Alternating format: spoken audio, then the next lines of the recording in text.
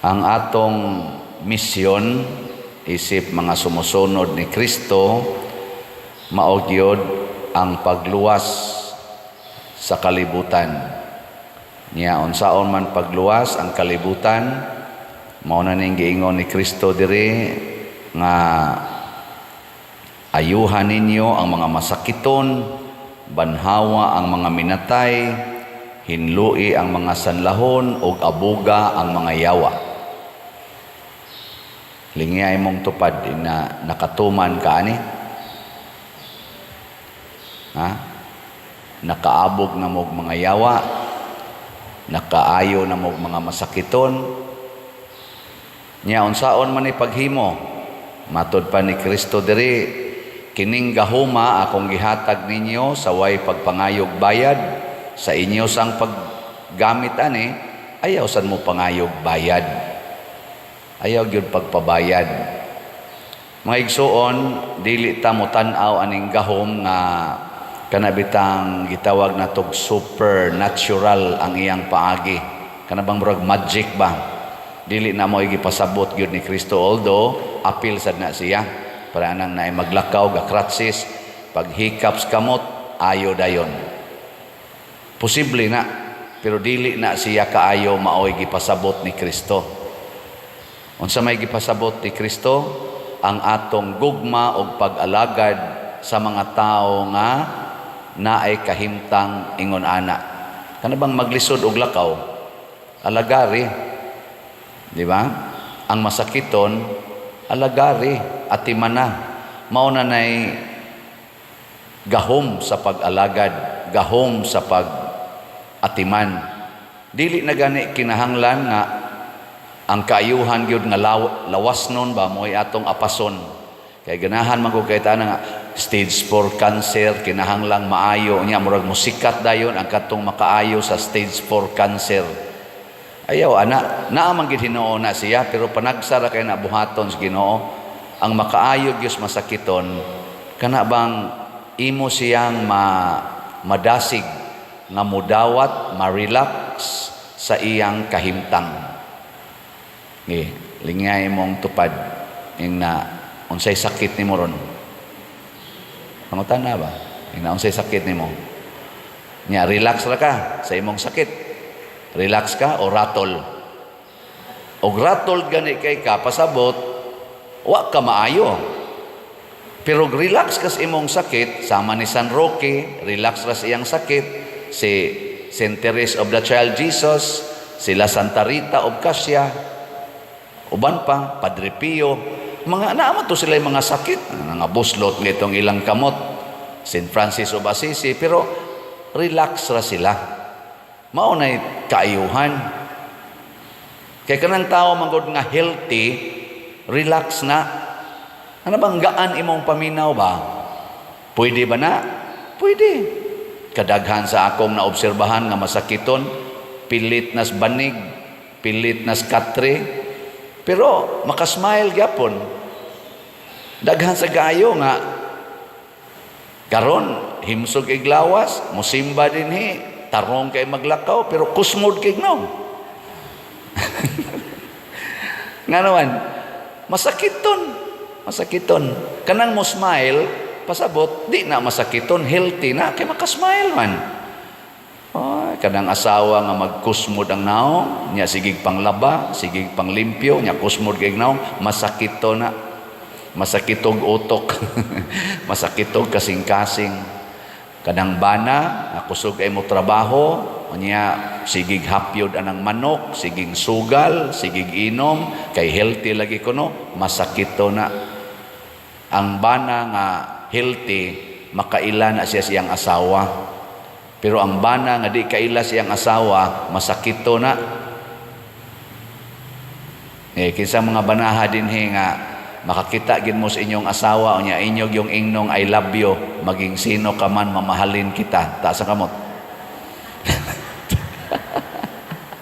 Di ba? Ang inyong makita sa inyong asawa, murag inyong igsuon, murag inyong maid, o nya usay murag inyong mama. Na inyong makita sa asawa, dili gid asawa nga katubang imong gihigugma, asawa nga imong gipanguyaban sa una. Di ba? Singhag dayon, makasulti lang gamay ang asawa, singhag dayon, aron mo hilom. Oh, dili na asawa, maid na nimo. Nana, mga masakit to na. Nya labaw tanan, mga giyawaan na sila. Nya unsa man na pagpapahawa, gamita ang imong gahom. Ug unsa man gahoma, ayaw pangayog bayad. Pasabot, imo siyang alagaran, imo siyang antuson, nga dili ka mangayo og something or any favor in return. No? Awa, di ba? Maayo din na. Imong asawa, magsigig yaw-yaw, nya imo lang ginang alagaran, moabot yung panahon din na magyaw-yaw. Imong bana, magsigig singhag, kay imong sigihan sa kulit-kulit o pangutana, di hindi kagikan. Nanong karon pa man ka na uli, amo singhagin na siya. Pero ayaw pangutana, sige lang ingon, I miss you, unsay gusto nimo. Primero, may ingon, hilas biya nimo, ang luod biya nimo naong. Imo lang yung sige balik-balik, I miss you. Unsay gusto nimo ron akong lutoon. Maabot yun ang panahon, mga tingali, mga 5 katuig, mga 10 katuig, makasabot na gina siya nimo nga consistent gid ay ka. Nya musugod na siya repay. Sa ilo ako dayha nga gibaliwa ra gid ka karon pa ko kakita sa imong value. Ay na-paralyze naman sad siya. Imo mangyapong giatiman, no? Imo mangyapong giatiman. Adto na magsigig basol, agas din ang luha. Mao man na style ana mga buangon. Adto na mo na magbasol og wa na masakit na, pero sige lang yun. Sige lang yun. Atiman. Mao ni siya ang tinuod nga pagtuman sa atong misyon. Mao na ningos Kristo ay mo pagdag ilisan, ay mo pagdag kwarta, ay mo pagda nga mga material nga butang.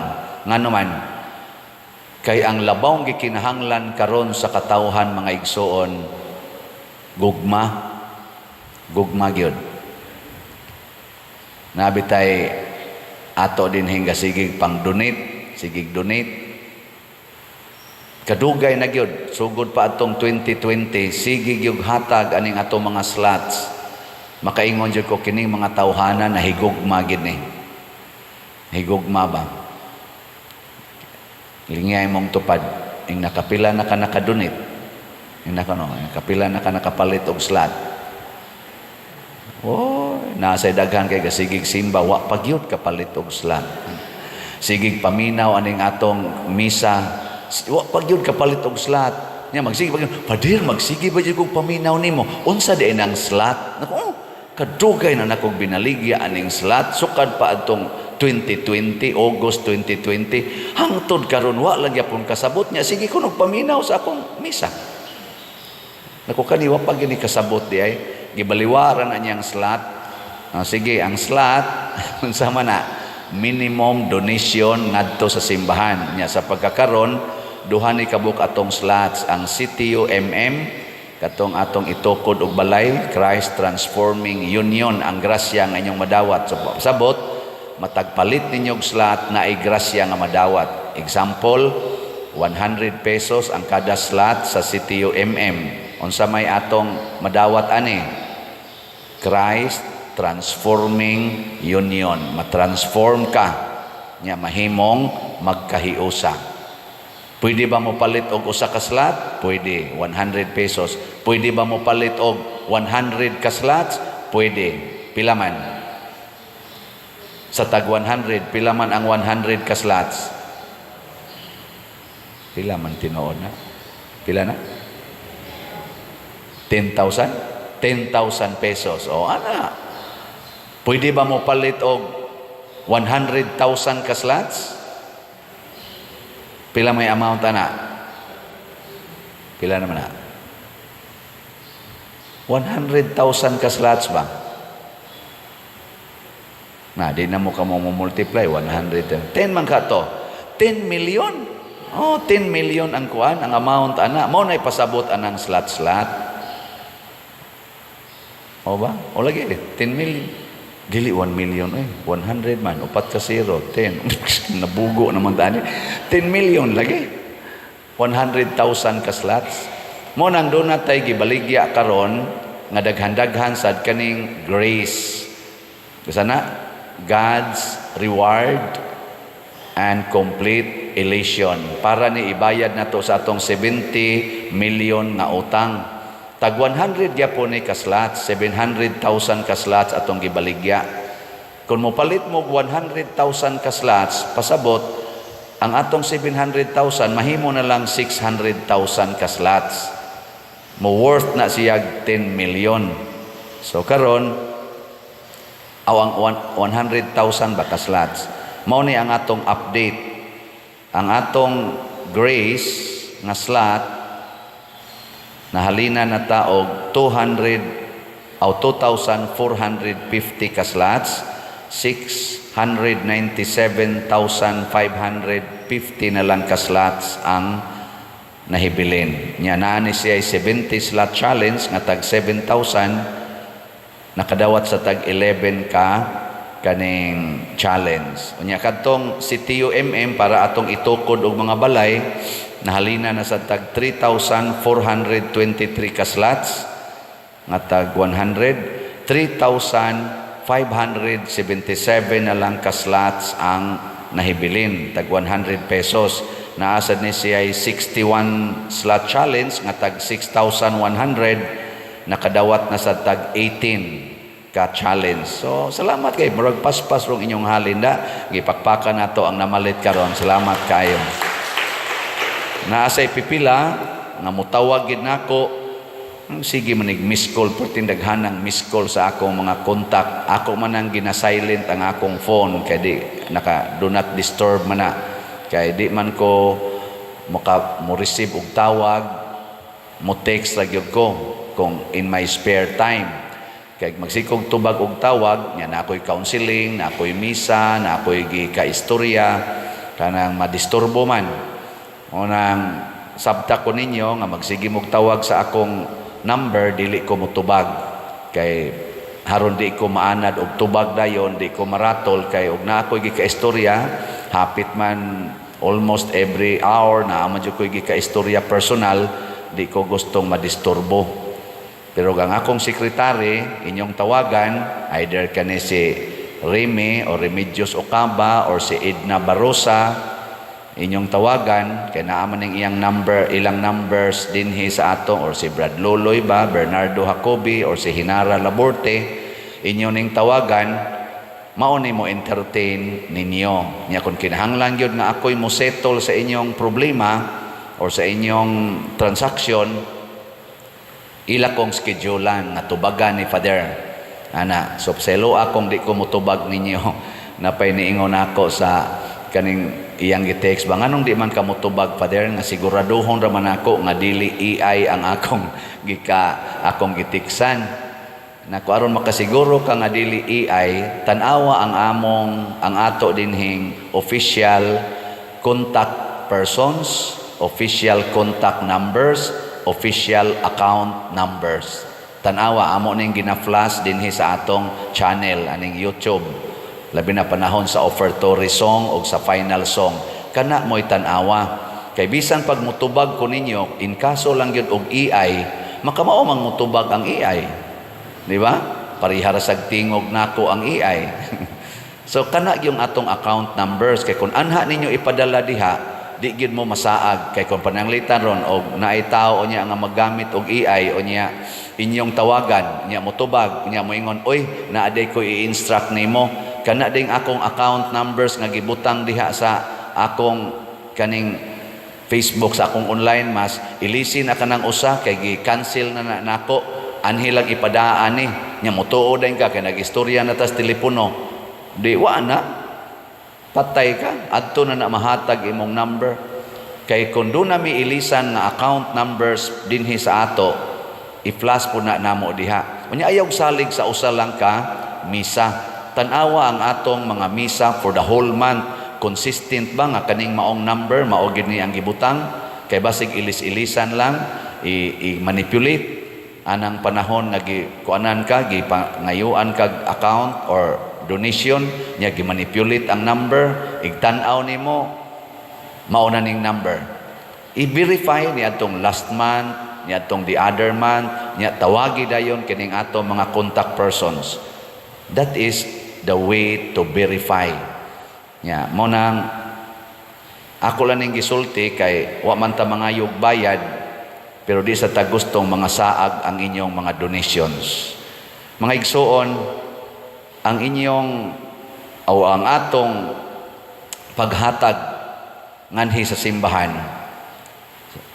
sa gugma nato, either pagserbisyo or pag-donate og kwarta, maunay pag-exercise sa atong powers nga gihatag ni Kristo.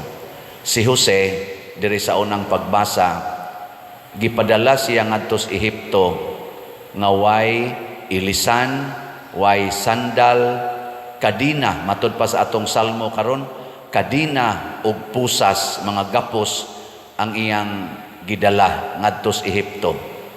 Igo gyud kay siya sa gitudlo ni Kristo nga ay mo pagdalag puntil, kwarta, ana, ug kinsay mudawat ninyo, pabilin mo didto.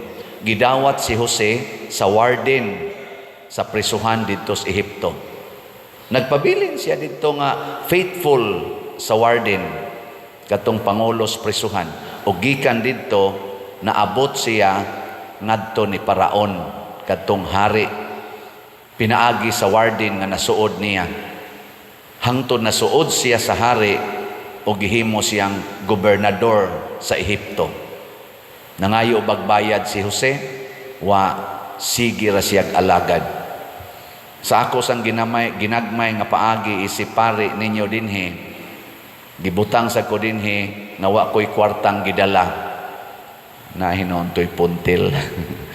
Pero wa ko'y kwarta. Hangtod karon, wa jud ko magkupot og kwarta nga akong giisip nga ako personal. Wa ko'y savings nga akong giisip nga ako. Wa sad ko'y balay nga gihimo. Hangtod karon, hasta ka ng sakyanan sa parokya na tanan. Ug asa kong parokyahan, tagiya na parokya. Wa ko'y giisip. Wa ko mangayog baos. Ang ako rang gibuhat, kung unsay ihatag ninyo nako, ibalik ko na sa simbahan. Munang naingon ani ang naong sa atong simbahan karon dinhi. Ibalhin ko ngadto sa Compostela karong August 5. Padayono na anakong maong buhat nya mailhan unya na sa mahitabo sad sa parokya nga akong mabalhinan. Tan-aw gani ninyo, dili mo improve ingna dayon si Padre Siano nangayo nagbayad. Pero kung na-improve gani ingna wa gyapon ni mangayog bayad. Ang ato ro mga government officials nangayo bagbayad, nangayog bayad, nangayog mga millions, mga billions, mga wa nay ayo. Tan-aw nato og suportahan nato ang mga government officials nato gikas presidente hangtod barangay tanod, kanang wa mangayog bayad, kanang gasigig serbisyo. Nya mailhan na nato kay maghatag na sila kaayuhan sa mga masakiton, sa mga kabos, sa mga way balay o mga way trabaho, ilan ang maatiman. Pero kanang nangayog bayad, magsigira na sila lalis, magsigig away, pero ang kwarta siging gawas, murag nag-hemorrhage ang atong panudlanan sa nasod. Kay nga naman, wa na sila mga lagad, naghimora na sila og pangwarta. Og mauni nga importante kaayo ang pagsunod sa standard ni Kristo. Gipakita ni Jose, gipakita ni David, gipakita sa mga santos.